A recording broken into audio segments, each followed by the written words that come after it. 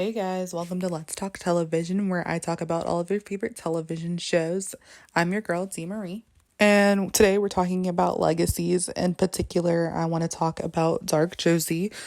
So the last episode of Legacies that I watched was episode 15. Life was so much easier when I only cared about myself. So just as a refresher, this episode was the twins' 17th birthday, and Josie decides to have a surprise merge and kind of springs it on Lizzie, just because everybody was under the impression that you had to be 22 to do the merge ceremony.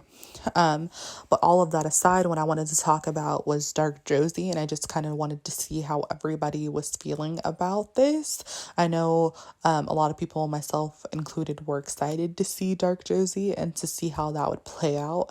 But I have to say, I'm kind of disappointed in the way that the writers decided to handle this. However, it's right on par with the rest of Legacies. And what I mean by that is the nature of the show and their fundamental levels of violence and how they handle those types of things. So for instance, in an analytical perspective, they have kind of several degrees of separation that keeps Josie separated from Dark Josie. First of all, just the name Dark Josie in general.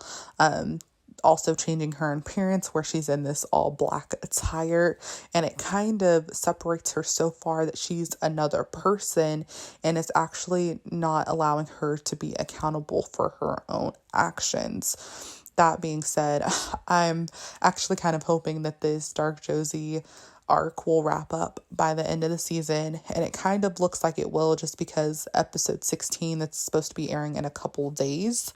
The title of that episode is Facing Darkness is kind of my thing, and Josie subconscious is infiltrated by hope because she's trying to push Dark Josie out so that our Josie that we know and love will be back in the forefront and would be able to control herself without the influence of all of that dark magic.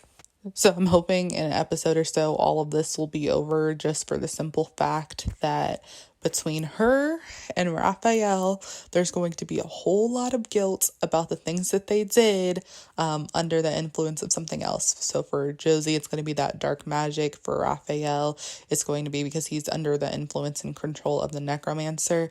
I really don't want to see several episodes of them self-loathing about the things that they did. So I'm hoping that they'll wrap that up right at the end of the season and they have the summer off camera to reflect on that, so we don't have to linger in that mode, because both of those characters are pretty loyal, especially Raphael, and the things that they've done are horrendous, and it's going to be hard for them to accept that. Similarly to when a vampire turns off their emotions and they have to go on this emotional journey, not only to get their emotions turned back on, but to deal with all the people that they've killed and all of the things that they've done when their switch was turned off. So I imagine Josie will have to go through that, and I'm really not interested in seeing it, to be honest. She calling her Dark Josie, like, she's the same person. And my understanding of how they were going to do this originally was Dark Josie was just her impulses and her darkest wildest dreams, basically, kind of like Elijah had his red door and he kept all of the kind of traumatizing stuff behind that. I thought that was how it was going to be with Josie. Basically, the darkness in her, that dark magic, was basically going to force her to confront all of her feelings and make her act out, not establish her as basically a whole nother character.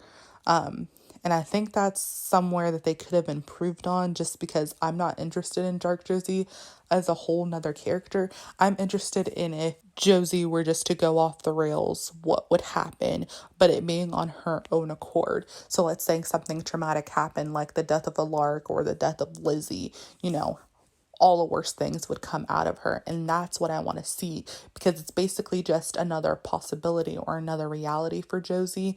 But because of her friends and family and just, who she is as a person, she hasn't allowed that to come out yet. And that's the disappointing thing for me, because that was like what I was interested in seeing the most. But But that's all I have for you guys today. I'm interested in if you guys like the portrayal of Dark Josie and why, or why you don't like it.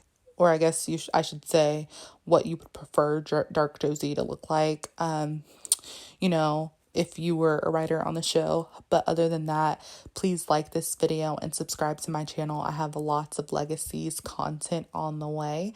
Thank you guys so much for watching, and until next episode.